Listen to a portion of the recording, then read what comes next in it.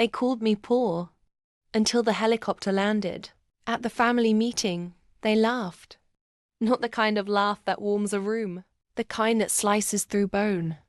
Let's not pretend she's done anything with her life, Uncle Mark sneered, sipping his vintage scotch like it didn't reek of betrayal. I mean, she still lives in a studio apartment above a laundromat. Cousin Rachel cackled, flipping her bleached hair. They thought I was poor.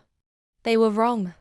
3 months earlier, I walked away from my corporate job after discovering my so-called beloved uncle had stolen my tech prototype and sold it under his company's name.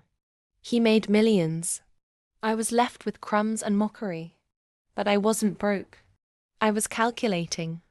I moved into that grimy studio, not because I had to, but because I needed silence.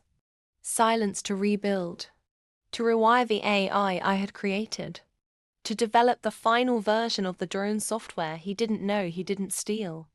I called it Ghostwing. Undetectable. Faster than any military-grade tech. Worth billions. I filed the patent in Switzerland, backed by a shadow investor who had a grudge of his own against Uncle Mark. Then I vanished. No posts, no calls, no hints. They assumed I'd failed again. So when my cousin sent a family group text saying, "Mandatory meeting. Grandma's estate to be divided. Come, if you can afford the gas." IRSVP one word. Confirmed. That day I didn't drive. I didn't Uber.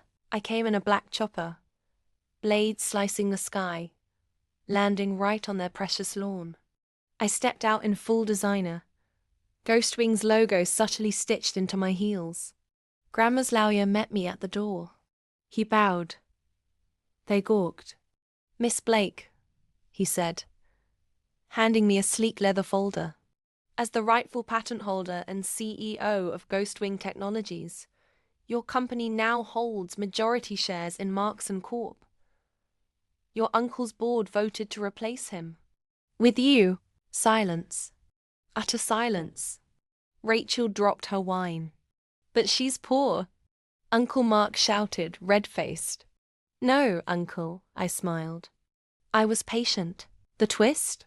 This wasn't about money. It was about what they did to my mother. Their scapegoat. Their burden. The one they pushed out with nothing. Guess who just bought Grandma's estate out from under them? As I turned to leave, I handed Grandma's lawyer one last envelope. Inside, eviction notices. They had 30 days. Let's see how well they handle poor.